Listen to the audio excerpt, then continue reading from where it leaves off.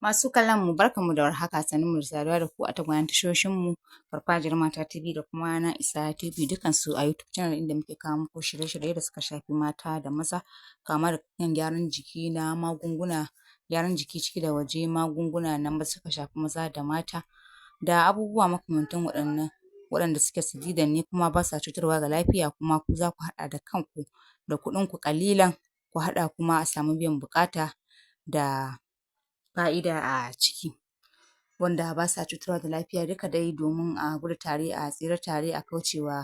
samun infection da kuma cututtuka waɗanda za su kai ga ana ta faman sintiri a ɓangaren likitan gane. Sannan kuma muna duba abubuwa na yau da kullum da suke faruwa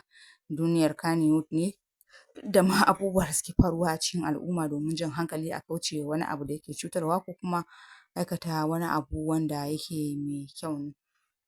Duka shi ne wannan abun da shirin ya ƙunsa. Yau ma akwai bayanin ita ma wannan baiwar Allah an yanke gaban ita wannan baiwar Allah da ta yanke wa saurayinta gabansa. To, kafin mu shiga cikin shirin ku ji yanda aka yi, to da Allah in yau ne shigowar ku channels ɗinmu na farko Farfajiyar Mata TV da Na Isa TV, da Allah a daure a mana subscribing, a mana liking, a mana share, a mana comment domin ƙara mana ƙarfin gwiwa, kuma ku danna ƙararrawar sanarwa inda da zarar mun ɗaura sabon abu kai tsaye zai zo gare ku, kuma waɗanda ba su kalli shirye-shiryenmu na baya ba a koma a kalla, akwai abubuwa muhimmai a ciki. To, da fari dai ita wannan budurwa mai suna Shamsiyya ta zo daga garin Jigawa, ta taho ta ce a cewarta ta zo biki, to ta taho ta zo suka tafi da saurayinta, ya kama otal suka je suka zauna a ciki. To, ta ce abin da ya janyo har ta yi masa wannan aika-aika ta yanke masa gaba, ta ce ta ga wayarsa ne an kira shi ta saurari waɗansu saƙonni wanda ya tura a kanta, da har an sa masa rana zai aure ta, kuma yanzu ya ce ya fasa, abokinsa yana gaya masa ya bar ta ya je ya auri wata. To, ita ma da ta ce za ta auri wani, ya ce shi ma ba wanda zai aure ta, sai shi ba za ta auri kowa ba in dai yana nan. To, shi kuma sai ga shi ta samu labarin zai je ya nasa auren, dukkansu ba su wuce shekaru 26 ba tsakanin shi da itan, kamar yanda wani ƙani a gare shi ya faɗa. Ta ce to bayan ta gama jin wannan bayani da ya faɗa na cewa ba zai aure ta ba, sai a waya sai ranta ya ɓaci, ta ga me ya kamata ta yi masa. To daman ta riga ta taho da wuƙarta tun daga gida, wanda a cewarta ta ce wai biki za ta kai, sabida haka kawai yana kwance yana bacci ta tashe shi bai tashi ba, kawai sai ta sa wannan wuƙa ta yanke masa gabansa gabaki ɗaya da marainansa ta yanke duka gabaki ɗaya.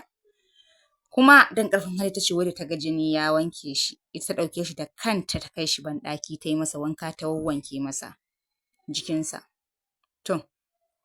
yanzu dai ga shi an gurfanar da ita a gaban hukuma, amma ta ce wai ta riga wai ta yi nadama, kuma tana cikin yin nadama ma. An ji ta bakin ɗan uwa a gare shi ya ce babansu ba zai iya zuwa nan wajen ba saboda tsufa da ciwon ƙafa da yake fama da shi, amma suna roƙon a yi musu adalci, a yi mata hukunci daidai da abin da ta yi. To, yanzu dai shi ne abubuwan da suke faruwa. Ita wannan yarinya ya ce kuma dama ba za ta aure shi ba, farko abin da ya riga ya faru da suka haɗu a soyayyarsu, ya ce sun sa an yi bincike, babansu ya sa an yi bincike aka gano yarinyar ta fi shi buɗewar ido, ba sa'ar aurensa ba ce ba, sabida haka iyayensa suka ce ba zai aure ta ba. To, ba zai aure ta ba, kuma ga shi sun ce shi yaro ne ƙarami, ba zai wuce shekara 26 ba, ita ma ɗin ba ta wuce 26 ba, shekarunsu sun yi kankanka, sabida haka shi ne aka hana wannan aure nasu. To,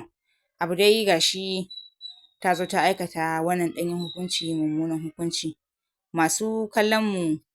da sauraron mu, to ku sauke mana naku ra'ayin a sashinmu na faɗar ra'ayi, wato comment section.